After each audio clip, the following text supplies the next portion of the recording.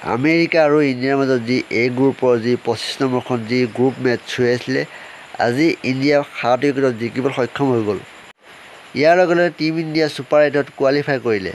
আমেৰিকাই প্ৰথম বেটিং কৰি 111 ৰান কৰিছিলে। আজি যি খেল হৈ আছিলে, ইণ্ডিয়াৰ বলিঙৰ আগত আমেৰিকাৰ কোনো এটা প্লেয়াৰে ভাল পাৰফৰ্মেঞ্চ দেখাবই নোৱাৰিলে। আজি ফলত 110 ৰানহে কৰিব পাৰিলে আমেৰিকাৰ এই টীমটোৱে। ইণ্ডিয়াৰ বলিং স্ক'ৰ কাৰ্ডখন যদি চোৱা হয়, আৰ্শদীপ সিঙে 4টা উইকেট পাইছে। আজি বৰ ধুনীয়া বলিং কৰিছে। আজি চিৰাজে উইকেট নাপালে, বুমৰাই উইকেট নাপালে, হাৰ্দিক পাণ্ডিয়াই 2টা উইকেট পালে, শিৱম ডুবে উইকেট নাপালে। আজি অক্ষয় পাটলে 1টা উইকেট পালে।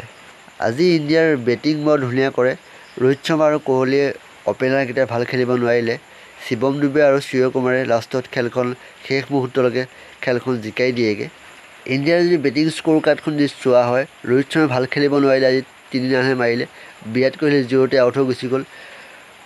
ঋষভ পান্থে 20টা বলত 18 ৰান মাৰিলে। সূৰ্য কুমাৰে ভাল খেলিলে। আজি 49টা বলত 50 মাৰে। শিৱম ডুবে 35টা বলত 31 ৰান মাৰে। বৰ ধুনীয়া ইনিংছ খেলে দুটাই আজি। শিৱম ডুবে আৰু সূৰ্য কুমাৰে যদি টিপা ধৰি নেখেলিলে হয়, আজি ইণ্ডিয়া 7 উইকেটত জিকিবলৈ নোৱাৰিলেহেঁতেন। ইয়াৰ লগে লগে আজি ইণ্ডিয়ান টীমটোক কোৱালিফাই কৰিলে ছুপাৰ 8ত। ৱৰ্ল্ড কাপৰ এই গ্ৰুপৰ যদি পইণ্টছ টেবুলখন যদি চোৱা হয়, ইণ্ডিয়া 1 নম্বৰত আছে 6 পইণ্টছৰ সৈতে, USA 2 নম্বৰত আছে 4 পইণ্টছৰ সৈতে, পাকিস্তান 3 নম্বৰত আছে 2 পইণ্ট, কানাডা এখন জিকিছে কাৰণে 2 পইণ্ট 3 নম্বৰত আছে, আয়াৰলেণ্ড লগভগ বাহিৰ হৈছে টুৰ্ণামেণ্টৰ পৰা। যদি ভিডিঅ'টো ভাল লাগে এটা লাইক কৰি দিব। Thank U.